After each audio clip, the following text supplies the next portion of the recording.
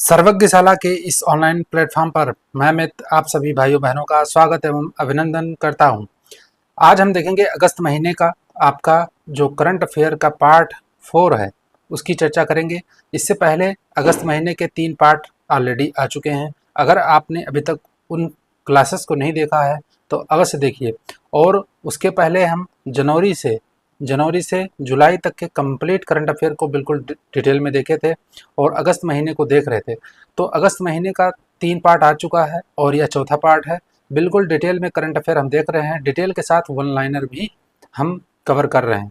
तो क्लास को स्टार्ट करने से पहले आप सभी से मेरी रिक्वेस्ट है, अगर आप चैनल पे नए हो तो चैनल को सब्सक्राइब जरूर कर दीजिए। अगर आपको कंटेंट और क्लास पसंद आए तो आपको इसको लाइक करना है और साथ में अपने फ्रेंड्स के साथ इसको आप शेयर भी कर सकते हैं।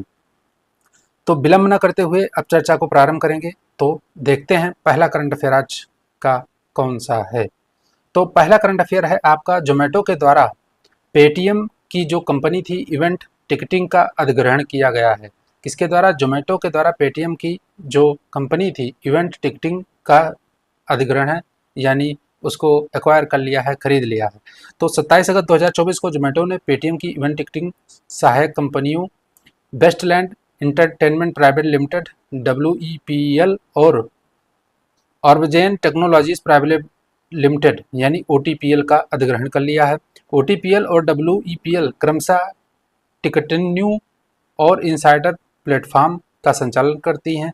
जोमेटो ने पेटीएम से 2048 करोड़ रुपए मूल्य में व्यवसाय का अधिग्रहण किया। इस हस्तांतरण में कंपनी के मनोरंजन टिकटिंग व्यवसाय के 280 मौजूदा कर्मचारी भी शामिल होंगे। तो कंपनी का अधिग्रहण कर लिया है, अब सारा व्यवसाय जोमेटो देखेगी और इसके जो कर्मचारी थे उनको भी अब जो है वह जोमेटो के द्वारा संचालित और कार्य में सम्मिलित होंगे। यानी जो भी कर्मचारी हैं उनको भी 280 कर्मचारी थे लगभग, तो वो भी शामिल हो चुके हैं। फिर पेटीएम ने मूवी टिकटिंग का निर्माण किया और 2017 और 2018 के बीच 268 करोड़ रुपए में टिकट न्यू और इनसाइडर का अधिग्रहण किया। 2021 में ब्लिंकिट के अधिग्रहण, जो ब्लिंकिट या भी ई-कॉमर्स कंपनी है ब्लिंकिट, तो 2021 में ब्लिंकिट के अधिग्रहण के बाद यह जोमेटो द्वारा किया गया दूसरा सबसे बड़ा अधिग्रहण है। तो इस तरीके से ब्लिंकिट को भी जोमेटो ने खरीदा था 2021 में, और ब्लिंकिट भी ई-कॉमर्स कंपनी है, आप जानते होंगे, परिचित होंगे। तो अब अगला जो करंट अफेयर है वह यूनिफाइड पेमेंट्स इंटरफेस प्रौद्योगिकी प्लेटफॉर्म। यह क्या है? 26 अगस्त 2024 को RBI के गवर्नर जो हैं शक्तिकांत दास ने UPI unified lending interface ULI प्रौद्योगिकी प्लेटफॉर्म पेश करने की घोषणा की है। तो यह ULI है जो कि UPI की तरह ही, या जो है आपको ध्यान रखना है उसी की तरह मिलता जुलता नाम है। Unified lending interface reserve bank innovation hub द्वारा विकसित प्लेटफॉर्म है। यह प्लेटफॉर्म तकनीकी एकीकरण को सरल बनाने के लिए मानकीकृत एप्लीकेशन प्रोग्रामिंग इंटरफेस का उपयोग करता है, जिससे विविध सूचना स्रोतों तक डिजिटल पहुंच के लिए प्लग एंड प्ले दृष्टिकोण की अनुमति मिलती है। जैम, जनधन, आधार, मोबाइल, UPI और ULI के संयोजन को नई त्रिमूर्ति के रूप में वर्णित किया गया है, जो भारत के डिजिटल बुनियादी ढांचे को आगे बढ़ाएगा। तो आपको ध्यान रखना है, ULI का नाम ध्यान रखना है, यूनिफाइड लैंडिंग इंटरफेस। ULI का उद्देश्य क्या है? पूरे देश में दक्षता लाना यानी एफिशिएंसी बढ़ाना, लागत कम करना, कॉस्ट कम करना और तेजी से ऋण वितरण की सुविधा प्रदान करना है, खासकर छोटे और ग्रामीण उधारकर्ताओं के लिए। यह विभिन्न राज्यों से भूमि रिकॉर्ड सहित डिजिटल जानकारी के निर्बाध और सहमति आधारित प्रवाह को कई डेटा सेवा प्रदाताओं से ऋणदाताओं तक पहुंचाने की सुविधा प्रदान करता है। तो ULI का उद्देश्य आपको ध्यान रखना है, कॉस्ट कम करना है और आपका साथ एफिशिएंसी बढ़ाना है डिजिटल लेन देन में, डिजिटल बैंकिंग सुविधा में। अब अगला करंट अफेयर है आपका, सौर पैनल निर्माताओं के लिए नियम आए हैं। 7 अगस्त 2024 को केंद्र सरकार ने पारदर्शिता में सुधार लाने और सौर परियोजनाओं में घरेलू घटकों के उपयोग को लागू करने के लिए सौर पैनल निर्माताओं के लिए नियम पेश किए। सौर सेल और मॉड्यूल निर्माताओं को अब अपने वार्षिक आयात निर्यात और अपनी विनिर्माण सुविधाओं के स्थानों के बारे में जो है उसको विवरण अपलोड करना होगा। यानी जो सौर सेल निर्माण कर रही हैं, मॉड्यूल निर्माता कंपनियां हैं, उनको अपना जो सामान आयात कर रही हैं, निर्यात कर रही हैं, या उसके संबंधित जो विनिर्माण सुविधा है उसके बारे में उसको डिटेल देना पड़ेगा। यह जानकारी सरकार द्वारा बनाए गए 2 विशिष्ट ऑनलाइन पोर्टल पर प्रस्तुत की जानी चाहिए। कंपनियां जो हैं वह स्वयं प्रमाणित करेंगे कि वे भारत में निर्मित सौर घटकों का उपयोग और उत्पादन कर रही हैं। इसका मुख्य उद्देश्य यह है कि जो है आपका स्वदेशी स्वदेशी वस्तुओं का इस्तेमाल किया जाए इसमें, और यानी कि मेक इन इंडिया कार्यक्रम को प्रोत्साहित किया जा रहा है। तो यह आपको ध्यान रखना है।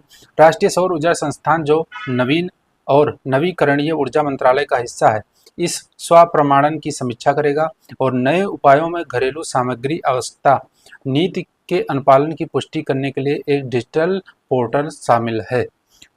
उसके बाद अगर देखें तो अगला करंट अफेयर है, सरकार द्वारा 35% तक बायो बिटुमेन मिश्रण की अनुमति दी गई है। 7 अगस्त 2024 को केंद्रीय सड़क परिवहन मंत्री नितिन गडकरी ने कहा कि सरकार पेट्रोलियम आधारित बिटुमेन में 35% तक लिग्निन के मिश्रण की अनुमति दी है।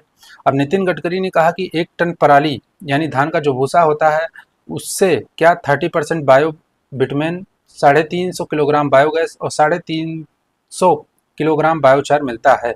पेट्रोलियम आधारित बिटुमेन की कीमत 50 रुपये प्रति किलोग्राम है, जबकि बायोमास से जो बनेगा बायो बिटुमेन उसकी कीमत मात्र 40 रुपये है, यानी 10 रुपये यह किफ़ायती है। इसको ध्यान रखना बायो बिटुमेन। अब भारत में 90% सड़कें जो हैं वह बिटुमिनस परतों के माध्यम से तैयार की जा रही हैं। 2023-24 में बिटुमेन की खपत 88 लाख टन थी, जो बढ़कर 2024-25 में 100 लाख टन होने की उम्मीद जताई जा रही है। तो बायो बिटुमेन का जो है उत्पादन किया जाएगा, इसको बढ़ावा दिया जाएगा। बिटुमेन एक काला पदार्थ है जो कच्चे तेल के आसवन से बनता है और इसका जो है उपयोग, बात करें उपयोग सड़कों छतों को बनाने में इसका किया जाता है।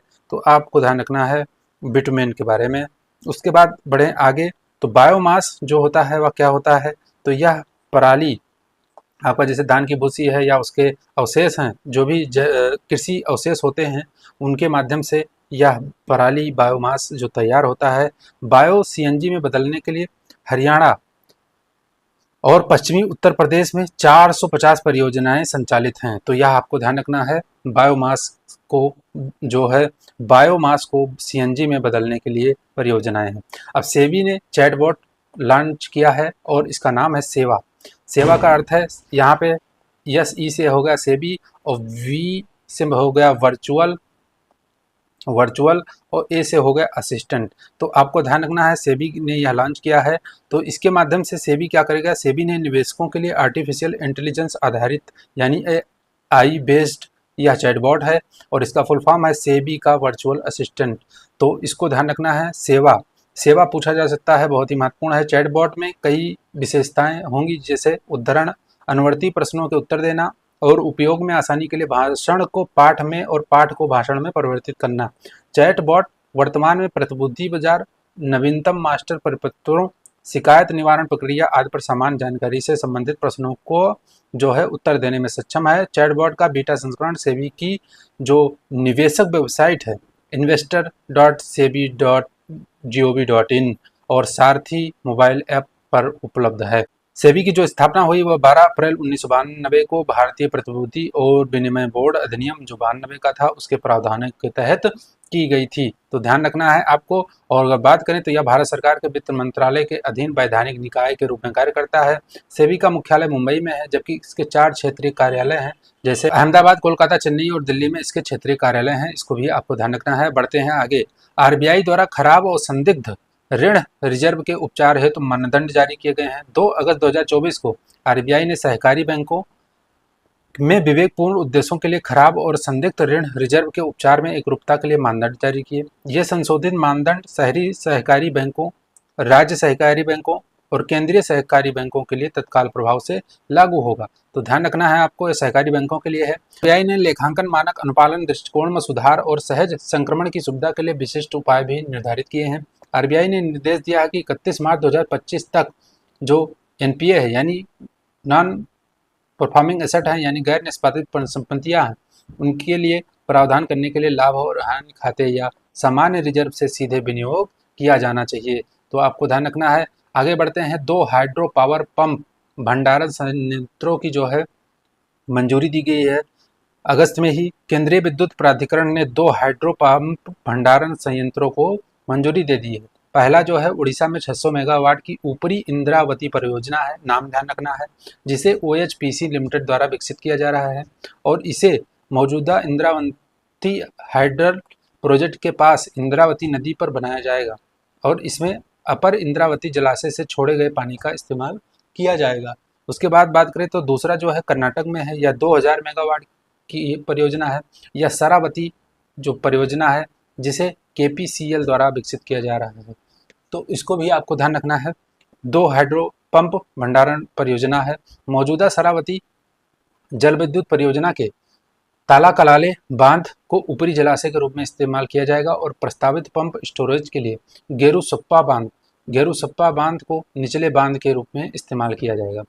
8000 करोड़ रुपए की 2000 मेगावाट की शरावती परियोजना देश की सबसे बड़ी पंप स्टोरेज बिजली उत्पादन इकाई है। तो आपको ध्यान रखना है, दोनों का नाम एक शरावती नदी पर है और एक इंद्रावती नदी पर है, कर्नाटक और उड़ीसा में। अब बात करें तो अगला करंट अफेयर है आपका REC एवं JNPA के मध्य समझौता हुआ है। 24 अगस्त 2024 को विद्युत मंत्रालय के तहत एक महारत्न सार्वजनिक क्षेत्र उपक्रम ग्रामीण विद्युतीकरण निगम लिमिटेड, जिसको बोलते हैं रूरल इलेक्ट्रिफिकेशन कॉरपोरेशन लिमिटेड, तो REC ने जो है JNPA यानी Jawaharlal Nehru port trust authority जो है उसके साथ समझौता किया है और REC ने यह MOU महाराष्ट्र में बधावन बंदरगाह, जो कि भारत का 13वां मेजर पोर्ट है, यानी जो बड़े बंदरगाह होते हैं या मुख्य बंदरगाह, तो यह 13वां है, नया ही बना है। तो ध्यान रखना है, REC ने यह MOU महाराष्ट्र में बधावन बंदरगाह के विकास सहित विभिन्न आगामी परियोजनाओं के लिए 45,000 करोड़ रुपए तक के वित्त पोषण हेतु यह कार्य किया है।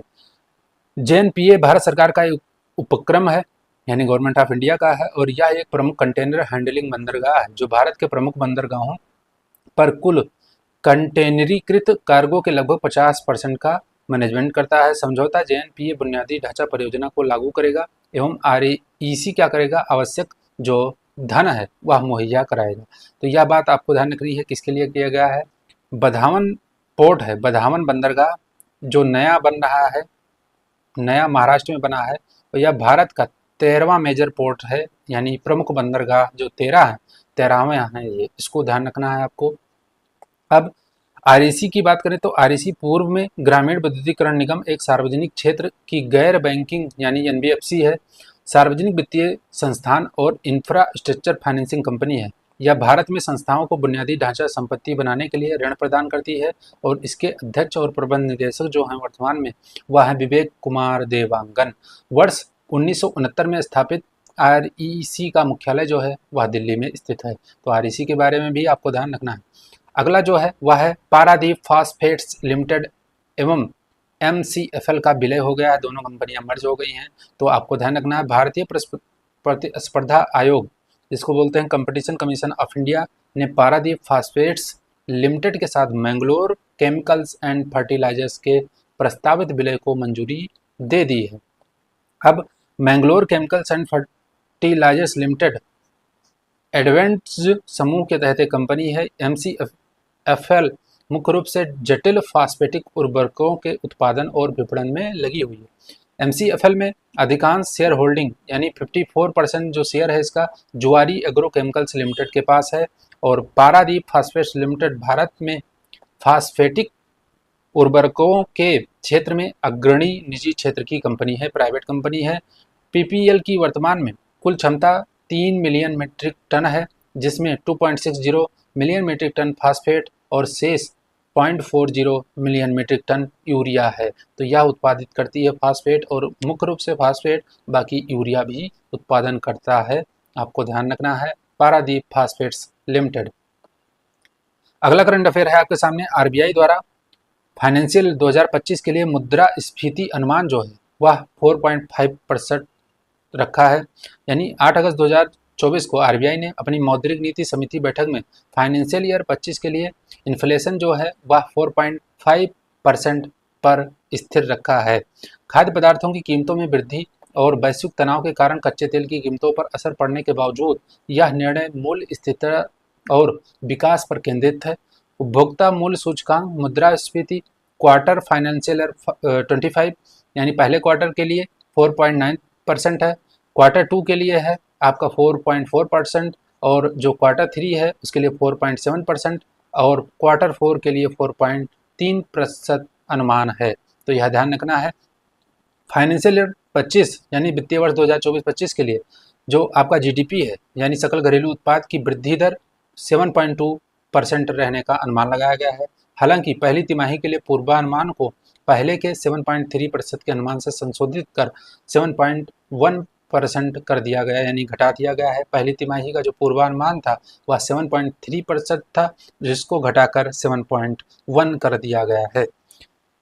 उसके बाद आपका है 61वीं राष्ट्रीय शतरंज चैंपियनशिप या 27 अगस्त 2024 को कार्तिक वेंकट रमन ने हरियाणा शतरंज संघ द्वारा गुड़गांव के RPES इंटरनेशनल स्कूल में 61वीं राष्ट्रीय शतरंज चैंपियनशिप जीत ली है।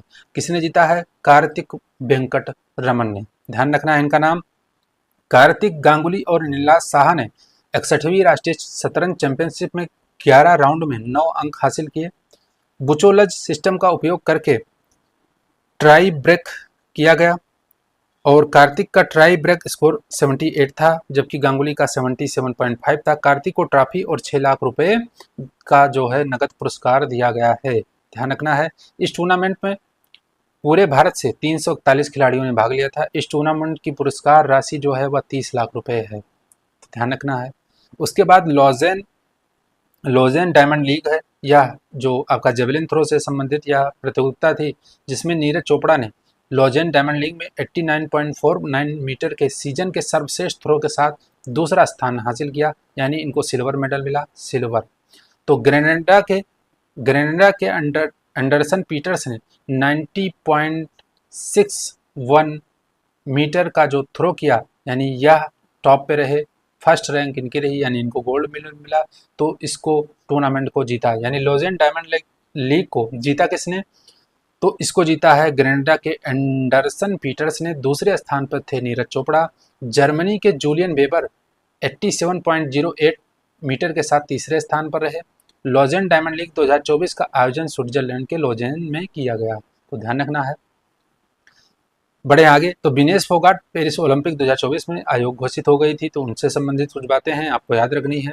7 अगस्त 2024 को महिलाओं की 50 kg श्रेणी में अधिक वजन होने का कारण विनेश फोगाट को पेरिस 2024 ओलंपिक कुश्ती प्रतियोगिता से आयोग घोषित कर दिया गया है। प्रत्येक भार वर्ग 2 प्रतियोगिता में दिनों में आयोजित किया जाता है। विनेश फोगाट पहले दिन प्रतियोगिता के लिए पात्र थी, लेकिन दूसरे दिन उनका वजन 50 kg से थोड़ा अधिक था, इसलिए उनको आयोग घोषित कर दिया गया। तो यह बात ध्यान रखनी है। विनेश फोगाट विधायक भी बन चुकी हैं, यानी हरियाणा में इन्होंने चुनाव लड़ा था और जीत भी लिया है, इसको भी ध्यान रखिएगा। कुश्ती नियमों के अनुसार यदि कोई पहलवान प्रतियोगिता के किसी भी दिन वजन मापने में विफल रहता है तो उसे प्रतियोगिता से बाहर कर दिया जाता है। और विनेश को स्वर्ण पदक के लिए USA की सारा हिल्डेब्रांट का सामना करना था। विनेश ने सेमीफाइनल में क्यूबा की यूसनेलिस गुज़मैन लोपेज को हराया था। तो ये हरा के सेमीफाइनल में फाइनल में पहुंची थी और गोल्ड मेडल के लिए यह कंपटीशन होने वाला था, जिसके लिए इनको आयोग घोषित कर दिया गया। तो यह बात ध्यान रखनी है आपको। अब अगला करंट अफेयर है। गोलकीपर जो थे भारत के गोलकीपर यानी हॉकी के गोलकीपर श्रीजेश भारत की जूनियर पुरुष हॉकी टीम के लिए कोच बनाए गए हैं। 8 अगस्त 2024 को हॉकी इंडिया ने सेवानिवृत्त गोलकीपर PR श्रीजेश जूनियर पुरुष हॉकी टीम के अगले मुख्य कोच के रूप में घोषणा की गई। और PR श्रीजेश ने पेरिस ओलंपिक 2024 के बाद खेल से संन्यास ले लिया था, आपको ध्यान रखना है। भारतीय गोलकीपर के शानदार प्रदर्शन के बदौलत भारत ने स्पेन को 2-1 से हराकर लगातार दूसरी बार कांस्य पदक जीता ओलंपिक में। और 2017 में उन्हें भारत का चौथा सर्वोच्च नागरिक सम्मान पद्मश्री दिया गया था। और 2021 में उन्हें देश के सर्वोच्च खेल सम्मान यानी खेल रत्न से भी PR श्रीजेश को सम्मानित किया गया था। तो PR श्रीजेश जो है वह जूनियर जो आपके जूनियर हॉकी टीम है पुरुषों की, उसके मुख्य कोच बनाए गए हैं। इंपॉर्टेंट है, आपको ध्यान रखना है। उसके बाद आपका अगला करंट अफेयर है अंडर 17 विश्व कुश्ती चैंपियनशिप 2024 जो हुई थी उसको ध्यान रखना। 19 से 25 अगस्त 2024 तक अंडर 17 विश्व कुश्ती चैंपियनशिप 2024 जॉर्डन के अम्मान में प्रिंसेस सुमाया बिट अल हसन एरिना में आयोजित किया। नाम बहुत छोटा है, आपको उसको कोई मतलब नहीं है, बस ध्यान रखना जॉर्डन के अम्मान में आयोजित हुई थी, जॉर्डन के अम्मान में। और इस प्रतियोगिता में तीनों कुश्ती विधाओं पुरुष फ्री स्टाइल, ग्रीको रोमन और महिला फ्री स्टाइल में प्रतियोगिताएं शामिल थीं। तो इस तरीके से 3 इसमें कंपटीशन थे। तो भारतीय पहलवानों ने 30 पदक कंपटीशन में 29 में भाग लिया था और भारत इस चैंपियनशिप में 5 स्वर्ण, 1 रजत और 4 कांस्य यानी 5 गोल्ड, 1 सिल्वर और 4 ब्रांज सहित कुल 10 पदक जीते हैं। 10 में से 8 पदक महिलाओं ने जीते जबकि 2 ग्रीको रोमन पहलवानों ने जीता है। तो अगला देख लेते हैं कि इसमें कौन कौन से पदक हैं, आपको ध्यान रखना है किसने किसने जीता है, खासकर गोल्ड वाला ध्यान रख सकते हैं। तो अगर बात करें तो अदिति कुमारी स्वर्ण पदक जीती हैं, नेहा सांगवान भी स्वर्ण पदक जीती हैं, पुलकित भी स्वर्ण पदक जीती हैं, ये महिला हैं, ध्यान रखिएगा महिला लड़की हैं, इनको पुलकित नाम से भ्रमित मत होइएगा। फिर काजल हैं, काजल ने भी स्वर्ण पदक जीता है, मानसी लाथेर ने भी स्वर्ण पदक जीता है, श्रुतिका पाटिल ने भी रजत पदक जीता है। उसके बाद आपका ध्यान रखना है साईनाथ पारधी ग्रीको रोमन 51 किग्रा श्रेणी में कांस्य पदक, Rohan Dahiya Greco Roman 110 KG में ब्रॉन्ज पदक और बालाराज जो महिला फ्री स्टाइल 40 केजी में कांस्य पदक और मुस्कान ने भी कांस्य पदक जीता है। तो इस तरीके से भारत ने कुल जो टोटल 30 कंपटीशन होने थे 29 में भारत ने भाग लिया, जिसमें से टोटल उसको भारत को 10 पदक मिला है, आपको याद रखना है। उसके बाद अगला जो करंट अफेयर है, नोवाक जोकोविच ने पहला अपना जो है ओलंपिक स्वर्ण पदक जीता, ध्यान रखिएगा। 4 अगस्त 2024 को नोवाक जोकोविच ने पेरिस ओलंपिक 2024 में अपना पहला ओलंपिक स्वर्ण पदक जीता। नोवाक जोकोविच ने पुरुष टेनिस एकल फाइनल में कार्लोस अल्काराज को हराया था और उनके पास पहले से ही 24 ग्रैंड स्लैम के खिताब हैं, लेकिन ओलंपिक में उन्होंने पहला अपना ओलंपिक स्वर्ण पदक जीता है, इसको ध्यान रखिएगा। नोवाक जोकोविच ओलंपिक में पदक जीतने वाले सबसे उम्र दराज व्यक्ति भी बन गए हैं। Andre Agassi, Rafael Nadal, Steffi Graf और सेरेना विलियम्स सभी 4 ग्रैंड स्लैम टूर्नामेंट और ओलंपिक्स एकल स्वर्ण जीतने में वाले एकमात्र खिलाड़ी हैं। तो ध्यान रखना है आपको नोवाक जोकोविच का नाम, ओलंपिक में इस बार उन्होंने स्वर्ण पदक जीता था। मरु हावा कप में भारतीय सर्फिंग टीम ने रजत पदक जीता है। 18 से 24 अगस्त 2024 तक मालदीव के थुलुसधु में आयोजित एशियाई सर्फिंग चैंपियनशिप के टीम महिला चैलेंज मरु हावा कप में भारतीय सर्फिंग टीम ने 24.13 का स्कोर के साथ रजत पदक जीता है।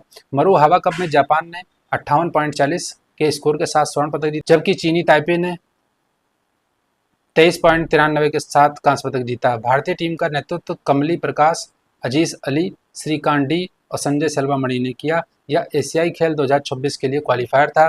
भारत ने 2026 एशियाई खेलों के लिए अपना पहला सर्फिंग कोटा हासिल किया, जो जापान के एची नगोया में आयोजित किया जाएगा। यानी एशियाई जो खेल होगा 2026 में वो कहाँ होगा, जापान के नगोया शहर में। एशियाई सर्फिंग फेडरेशन द्वारा आयोजित एशियाई सर्फिंग चैंपियनशिप 2024 का यह तीसरा संस्करण था। अब कुछ हम चर्चित स्थान देखेंगे, जैसे तुर्काना झील है। तुर्काना झील चर्चा में थी, क्यों थी, आपको ध्यान रखना है। तुर्काना झील पहले तो देखिए आप है कहाँ पे, तो यह आपका अफ्रीका में है और अफ्रीका में इससे सटे कंट्री भी देख लीजिए, इथोपिया है, केन्या है, दक्षिणी सूडान है यहाँ पे और कई सारे कंट्री इसके आसपास हैं। तो तुर्काना झील को आपको ध्यान रखना है, इससे नदियाँ भी निकलती हैं, जैसे लोअर ओमो रिवर है, रिवर ओमो, इसको ध्यान रखना। हाँ, अब देखते हैं क्यों चर्चा में थी। तो अगस्त 2024 में वैज्ञानिकों ने 50 वर्षों में पहली बार केन्या के सुदूर उत्तरी क्षेत्र में स्थित तुर्काना झील का व्यापक सर्वेक्षण किया। यह अफ्रीका की चौथी सबसे बड़ी झील है और विश्व की सबसे बड़ी अस्थायी रेगिस्तानी झील है, ध्यान रखना। इसे यूनेस्को द्वारा विश्व धरोहर स्थल के रूप में भी नामित किया गया है। यह अपने अनोखे हरे नीले रंग के लिए भी जानी जाती है। यह ओमो तुर्काना बेसिन, मैंने बताया ओमो नदी, ओमो और तुर्काना नदी बेसिन का हिस्सा है, जो 4 देशों में फैला हुआ है, जैसे इथोपिया, केन्या, दक्षिणी सूडान और युगांडा। तो मैप को ध्यान रखिएगा, अफ्रीका में यह है आपका तुर्काना झील।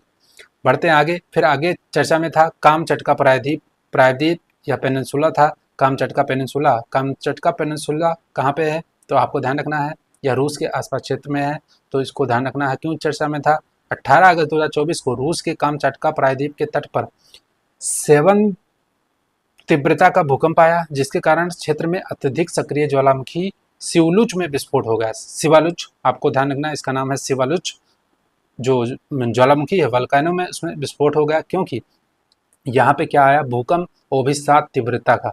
तो ध्यान रखना है सिवलुच ज्वालामुखी में इसमें विस्फोट हुआ था, आपको ध्यान रखना। कामचटका प्रायद्वीप, ध्यान रखिएगा, ये यहाँ पे आप ध्यान रखिए, ये क्या है, बेरिंग जल संधि है और यहीं आसपास ये कामचटका प्रायद्वीप है, तो इसको ध्यान रखना, रूस के क्षेत्र में आता है।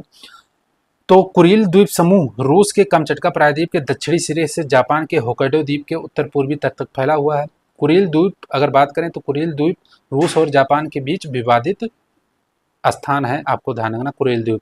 इसके पश्चिम में ओखोटस्क सागर और पूर्व में प्रशांत महासागर और बेरिंग सागर स्थित है। बेरिंग जल संधि भी है, ध्यान रखिएगा। उसके बाद बोत्सवाना, बोत्सवाना यह भी अफ्रीका का देश है। बोत्सवाना अगस्त 2024 में बोत्सवाना में 2492 कैरेट का विश्व का दूसरा सबसे बड़ा हीरा खोजा गया। बोत्सवाना हीरे के सबसे बड़े उत्पादकों में से जो है एक है और वैश्विक उत्पादन में इसका हिस्सा अगर देखें तो 20% इसका हिस्सा है।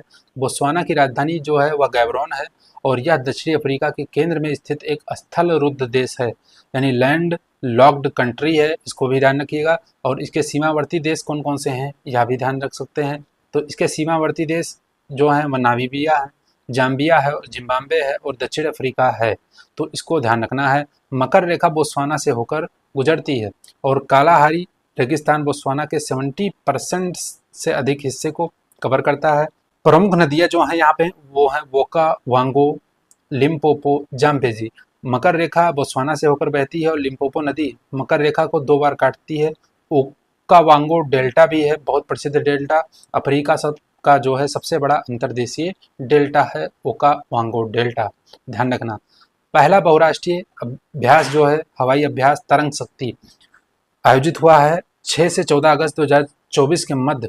बहुराष्ट्रीय वायु अभ्यास तरंग शक्ति का पहला चरण तमिलनाडु के सुलूर में आयोजित किया गया। इसमें फ्रांस, भारत, जर्मनी, ब्रिटेन और स्पेन की वायुसेनाओं के Rafale, typhoon, SU-30 LCA, F-400 सैन्य परिवहन विमान और एयरबस का A-330 मल्टी रोल टैंकर परिवहन विमानों ने अद्भुत प्रदर्शन किया है। तो पहला चरण इसका तमिलनाडु के सुलूर में आयोजित किया गया था। भारतीय टुकड़ी ने हवाई युद्ध उड़ानों में भाग लेकर आत्मनिर्भरता के तहत स्वदेशी क्षमताओं का प्रदर्शन किया। तरंग शक्ति का दूसरा और अंतिम चरण 29 से 14 सितंबर तक राजस्थान के जोधपुर में होगा, तो यानी इसका आयोजन हो चुका है, जोधपुर में हुआ था। इसका दूसरा चरण, पहला चरण हुआ आपका तमिलनाडु में, याद रखना इम्पॉर्टेंट है। फिर अगला अभ्यास है मित्र शक्ति अभ्यास। 12 से 15 अगस्त 2024 के मध्य भारतीय सेना और श्रीलंका की सेना के बीच यह अभ्यास हुआ और यह इसका 10वां संस्करण था और इसका आयोजन जो है श्रीलंका में हुआ है। कहाँ पे? श्रीलंकाई सेना प्रशिक्षण स्कूल मदुरुओया में आयोजित किया गया था। और इस संयुक्त अभ्यास का मुख्य उद्देश्य क्या है? श्रीलंकाई सशस्त्र बलों के साथ सैन्य संबंधों को मजबूत करना और दोनों मित्र देशों के बीच द्विपक्षीय संबंधों को मजबूत करने की भारतीय कूटनीति का एक हिस्सा है। मित्र शक्ति अभ्यास एक वार्षिक प्रशिक्षण कार्यक्रम है। इसे भारत और श्रीलंका बारी बारी से अपने देशों में आयोजित करता है। भारतीय दल में कुल 106 कर्मी शामिल हुए। भारतीय दल का प्रतिनिधित्व राजपुताना राइफल्स की एक बटालियन और अन्य कर्मियों ने किया और श्रीलंकाई सेना के जो है गजबा रेजिमेंट के कर्मियों ने इसका श्रीलंकाई दल का प्रतिनिधित्व किया था। इसका अंतिम संस्करण जो पिछली बार हुआ था वह 2023 में हुआ था और पुणे में आयोजित किया गया था और इस बार श्रीलंका में ही हुआ है। फिर अगला अभ्यास है उदार शक्ति अभ्यास। 5 से 9 अगस्त 2024 के मध्य भारतीय वायुसेना और रॉयल मलेशिया यानी मलेशिया और भारत के मध्य हुआ उदार शक्ति 2024। यह हुआ आयोजित, इसका कहाँ हुआ? इसका आयोजन आपको ध्यान रखना है, वह है कुआंतन यानी कुआंतन मलेशिया में ही इसका आयोजन हुआ। इस अभ्यास का मुख्य उद्देश्य दोनों वायुसेनाओं की परिचालन दक्षता और तकनीकी विशेषज्ञों को बढ़ावा देना है। उदार शक्ति 2024 अभ्यास में भारतीय वायुसेना और रॉयल मलेशियाई एयरफोर्स ने अपनी अपनी 7 सुखोई 30 लड़ाकू विमानों को तैनात किया था। तो ध्यान रखना सुखोई 30 इसमें विमान शामिल हुए इस अभ्यास में और इसमें द्विपक्षीय उदार शक्ति अभ्यास जो है प्रशिक्षण अभ्यास विषय वस्तु विशेषज्ञ विनिमय अवधारणाओं पर आधारित था। अगला है आपको यह पुरस्कार है distinguished mentor of the year का पुरस्कार मिला है। किसको मिला है? केंद्रीय मंत्री और मेडिसिन एवं डायबिटीज के प्रोफेसर डॉक्टर जितेंद्र सिंह को अमेरिकन कॉलेज ऑफ फिजिशियन से प्रतिष्ठित distinguished mentor of the year का पुरस्कार मिला। आपको ध्यान रखना, distinguished mentor of the year का पुरस्कार डॉक्टर जितेंद्र सिंह जो मंत्री हैं अपने, उनको मिला है। यह पुरस्कार एसीपी इंडिया चैप्टर के 9वें वार्षिक अंतर्राष्ट्रीय सम्मेलन के दौरान प्रतिष्ठित अंतर्राष्ट्रीय हस्ती डॉक्टर एलिसा आई चोई द्वारा प्रदान किया गया। डॉक्टर जितेंद्र सिंह ने कहा कि भारत को अब स्वास्थ्य अनुसंधान में वैश्विक नेता के रूप में मान्यता प्राप्त है।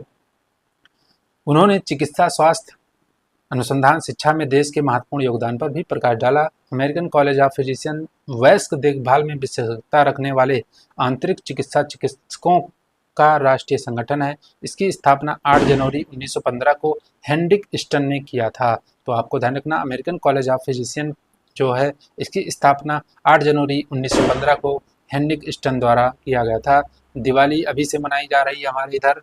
बहुत लोग 10 दिन से जो है पटाखे छुड़ा रहे हैं। क्या बताएं, हम दिन रात सुबह हमेशा दग रहे हैं पटाखे। चलिए कोई बात नहीं। फिर अगला करंट अफेयर है, राष्ट्रपति को फिजी का सर्वोच्च नागरिक सम्मान मिला है। किसको? राष्ट्रपति द्रौपदी मुर्मू को। तो ध्यान रखना है, इनको फिजी का सर्वोच्च नागरिक सम्मान मिला है, जिसको बोलते हैं companion of the order of Fiji से सम्मानित किया गया। राष्ट्रपति को यह सम्मान फिजी के राष्ट्रपति रातू विलियम मैवालिली कंटोनिवेरे द्वारा प्रदान किया गया। बहुत ही छोटा नाम है इनका, आपको ध्यान रखना है। यह भारत और फिजी के बीच एक महत्वपूर्ण कूटनीतिक मान्यता और मजबूत संबंधों को दर्शाता है। Companion of the order of Fiji नागरिकों या अन्य विदेशियों को प्रदान किया जाता है। इसे फिजी या मानवता के लिए उत्कृष्ट उपलब्धि या सर्वोच्च स्तर की सराहनीय सेवा के सम्मान में प्रदान किया जाता है।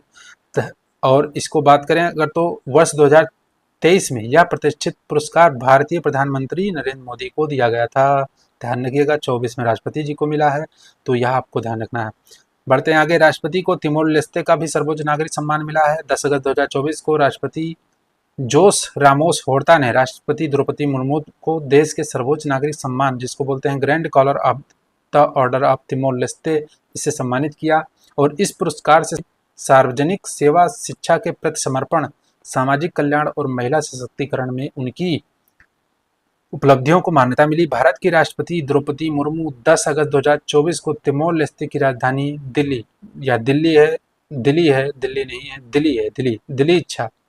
इच्छा है हमारी कि हम भी दिल्ली में जाएं, तो दिल्ली पहुंची। इसको ध्यान रखना है। यह किसी भारतीय राष्ट्राध्यक्ष की तिमोर लेस्ते की पहली यात्रा है, ध्यान रखिएगा।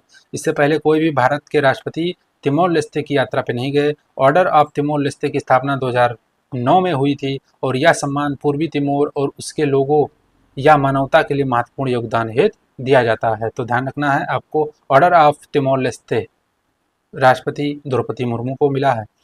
RGIA को लगातार तीसरी बार इंडिया ट्रैवल अवार्ड्स मिला है। तेलंगाना के हैदराबाद में स्थित राजीव गांधी अंतर्राष्ट्रीय हवाई अड्डे ने लगातार तीसरी बार इंडिया ट्रैवल अवार्ड्स में सर्वश्रेष्ठ हवाई अड्डे का प्रतिष्ठित खिताब जीता है। यह सम्मान रचनात्मक, सोशल मीडिया जुड़ाव और असाधारण एयरलाइन समर्थन के माध्यम से यात्रियों के अनुभव को बेहतर बनाने के लिए RGIA के समर्पण को मान्यता देता है। एयरपोर्ट का ध्यान सभी यात्रियों के लिए घरेलू और अंतर्राष्ट्रीय दोनों यात्राओं को बेहतर बनाने पर है। पिछले वर्ष RGIA को जर्मनी के फ्रैंकफर्ट में स्काई ट्रैक्स के भारत और दक्षिण एशिया में 2024 के सर्वश्रेष्ठ हवाई अड्डा स्टाफ पुरस्कार से भी सम्मानित किया गया था। तो यह आपको ध्यान रखना है। 24वां हस्तशिल्प निर्यात पुरस्कार, यह ध्यान रखना, 21 अगस्त 2024 को हस्तशिल्प निर्यात संवर्धन परिषद ने नई दिल्ली के अशोक टोटल के कन्वेंशन हॉल में अपना 24वां हस्तशिल्प निर्यात पुरस्कार समारोह आयोजित किया। केंद्रीय कपड़ा मंत्री जो हैं गिरिराज सिंह ने भारतीय अर्थव्यवस्था के विकास में हस्तशिल्प क्षेत्र की महत्वपूर्ण भूमिका पर जो है प्रकाश डाला और वर्ष 2019 से 20 के 62 विजेताओं और 2020-21 के 61 विजेताओं को कुल 123 पुरस्कार प्रदान किए गए। साथ ही एक प्रतिष्ठित लाइफ टाइम अचीवमेंट पुरस्कार भी दिया गया। 1989 में स्थापित ये पुरस्कार 4 व्यापक श्रेणियों, शीर्ष निर्यात पुरस्कार, प्लेटिनम परफॉर्मर प्रमाण पत्र, उत्पाद समूह वार पुरस्कार एवं महिला उद्यमी के लिए अंतर्गत दिए जाते हैं। इन पुरस्कारों का प्राथमिक उद्देश्य निर्वाचकों के बीच स्वस्थ कंपटीशन हो, उसकी भावना को बढ़ावा देना, यह इसका उद्देश्य है। बढ़ते हैं आगे। राष्ट्रीय विज्ञान पुरस्कार 2024, 22 अगस्त 2024 को राष्ट्रपति ने राष्ट्रपति भवन में राष्ट्रीय विज्ञान पुरस्कार 2024 दिए हैं। प्रसिद्ध जैव रसायनज्ञ और बेंगलोर स्थित भारतीय विज्ञान संस्थान के पूर्व निदेशक गोविंदराजन पद्मनाभन को पहला विज्ञान, ध्यान रखिएगा, पहली बार दिया गया है, पहला विज्ञान रत्न पुरस्कार प्रदान किया गया। मोस्ट इंपॉर्टेंट है, आपको ध्यान रखना है किसको, गोविंदराजन पद्मनाभन को पहला भारतीय विज्ञान रत्न पुरस्कार यह दिया गया है। और भारत सरकार ने विज्ञान और प्रौद्योगिकी के क्षेत्र में दिए जाने वाले विज्ञान रत्न पुरस्कार की शुरुआत वर्ष 2024 से की है। राष्ट्रीय विज्ञान पुरस्कार के पहले संस्करण में 4 श्रेणियों, जिसमें विज्ञान रत्न, विज्ञान श्री, विज्ञान युवा और विज्ञान टीम श्रेणी में प्रतिष्ठित वैज्ञानिकों को 33 पुरस्कारों से सम्मानित किया। और इसरो को चंद्रयान 3 जो टीम थी इसरो की, उसको आपको टीम श्रेणी में जो है विज्ञान टीम पुरस्कार दिया गया है। तो ध्यान रखना है, इंपॉर्टेंट है, मोस्ट इंपॉर्टेंट है, पहली बार दिया गया है तो इसलिए इंपॉर्टेंट ज़्यादा हो जाता है। अब देखते हैं जो आपका 17वां नेशनल फिल्म पुरस्कार है, उसको ध्यान रखिएगा। 16 अगस्त 2024 को 17वें राष्ट्रीय फिल्म पुरस्कारों की घोषणा की गई और दादा साहेब फाल्के जो पुरस्कार सहित विजेताओं को सम्मानित करने का समारोह अक्टूबर में विज्ञान भवन नई दिल्ली में आयोजित किया जाएगा, हालांकि हो चुका है। कोविड-19 महामारी के कारण 17वें फिल्म जो राष्ट्रीय फिल्म पुरस्कार हैं, इनको अक्टूबर 2024 तक के लिए स्थगित कर दिया गया था। और इस पुरस्कार के लिए 1 जनवरी 2024 नहीं 22 और 31 दिसंबर 2022 के बीच केंद्रीय फिल्म प्रमाणन बोर्ड द्वारा प्रमाणित फिल्में पात्र थी। अब इसमें देखिए कौन कौन से अवार्ड मिले हैं, आपको ध्यान रखना है। तो सर्वश्रेष्ठ जो डायरेक्टर थे सूरज और बढ़ जात्या जो ऊंचाई मूवी के लिए मिला है। सर्वश्रेष्ठ एक्शन निर्देशक कौन थे, अनबरीयू जो KGF चैप्टर 2 है, KGF मूवी, उसके लिए मिला है। सर्वश्रेष्ठ अभिनेता का ध्यान रखना है, मोस्ट इंपॉर्टेंट है, ऋषभ शेट्टी कंतारा फिल्म के लिए। और सर्वश्रेष्ठ अभिनेत्री जो है मानसी पारेख कच्छ एक्सप्रेस एवं नित्या मेनन तिरुचित्राम्बलम इस मूवी के लिए दिया गया है। सर्वश्रेष्ठ फिल्म जो है वह आट्टम है, आट्टम मलयालम फिल्म है।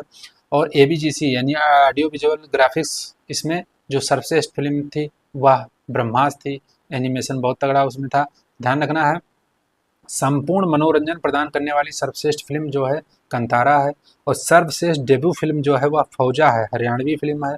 सर्वश्रेष्ठ जो पटकथा थी वह आट्टम फिल्म की थी। और सर्वश्रेष्ठ संगीत निर्देशन है प्रीतम को मिला है ब्रह्मास्त्र के लिए। सर्वश्रेष्ठ गीत जो है वह फौजा में सलामी के लिए नौशाद सदर खान। तो आपको ध्यान रखना है सर्वश्रेष्ठ अभिनेता अभिनेत्री, इनका सबको याद रखना है। फिर अगला है आपका 15वां मेलबर्न भारतीय फिल्म महोत्सव जो हुआ ऑस्ट्रेलिया में, उसको ध्यान रखना है। तो यह 15वां था और इसका आयोजन मेलबर्न के सेंटा क्लिटा के पैलेस थिएटर में आयोजित किया गया। तो इस दौरान तेलुगु सिनेमा के अभिनेता जो रामचरण तेजा हैं को भारतीय कला और संस्कृति के राजदूत की उपाधि सम्मानित किया गया है, मोस्ट इंपॉर्टेंट है, इसको ध्यान रखिएगा। रामचरण तेजा को क्या मिला है, भारतीय कला और संस्कृति के राजदूत के रूप में इस फिल्म महोत्सव में सम्मानित किया गया, मोस्ट इंपॉर्टेंट पॉइंट है, इसको याद रखिएगा। 2010 में स्थापित IIFFM में भारतीय सिनेमा की विविधता और रचनात्मकता का जश्न मनाया जाता है तथा बॉलीवुड और क्षेत्रीय भाषाओं की फिल्मों का प्रदर्शन भी इसमें किया जाता है। अब इसमें पुरस्कार आप देख सकते हैं, बहुत इंपॉर्टेंट नहीं है लेकिन आपको देखना है। सर्वश्रेष्ठ जो फिल्म है वह 12th फेल थी, जो सर्वश्रेष्ठ निर्देशक हैं कबीर खान, चंदू चैंपियन और निथिलन समीनाथन महाराजा के लिए। सर्वश्रेष्ठ अभिनेता हैं कार्तिक आर्यन चंदू चैंपियन के लिए। सर्वश्रेष्ठ जो अभिनेत्री हैं पार्वती थिरुवोधु जो उलो झुक्को मूवी के लिए हैं। और सर्वश्रेष्ठ जो फिल्म है वह आलोचकों की पसंद की सबसे फिल्म लापता लेडीज है।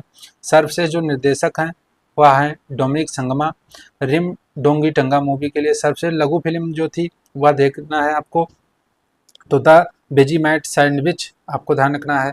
उसके बाद अगर बात करें पीपल्स चॉइस अवार्ड रॉकी और रानी की प्रेम कहानी के लिए मिला। सिनेमा में समानता पुरस्कार डंकी को मिला है। सिनेमा में उत्कृष्टता के लिए AR रहमान को सम्मान मिला है।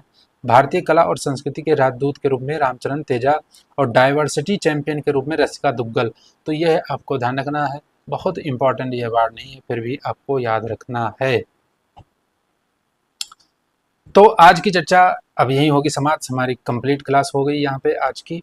और यह कंटेंट आपको कैसा लगा, क्लास कैसी लगी, आप लोग क्लास जो है कमेंट में ज़रूर बताइएगा। और जैसा भी लगा हो, अगर आप चैनल पे नए हो तो चैनल को सब्सक्राइब करना बिल्कुल भी नहीं भूलना है आप लोगों को। तो अब मिलेंगे नेक्स्ट क्लास में। और अभी एक लास्ट पार्ट इसका आएगा, अगस्त महीने का लास्ट पार्ट आएगा, पार्ट 5, उसको आप ज़रूर देखिएगा। तो कंप्लीट आपका बहुत ही डेप्थ में और वन लाइनर भी कोशिश रहेगी कि जो क्लास 5वीं आएगी इसकी जो पार्ट 5 जो आएगा इसका, उसमें वन लाइनर भी शामिल करेंगे, तो वन लाइनर भी देखेंगे। तो इस तरह से आज की चर्चा अब यहीं समाप्त करते हैं, मिलेंगे नेक्स्ट क्लास में। तब तक के लिए सभी को राधे राधे, जय श्री कृष्णा।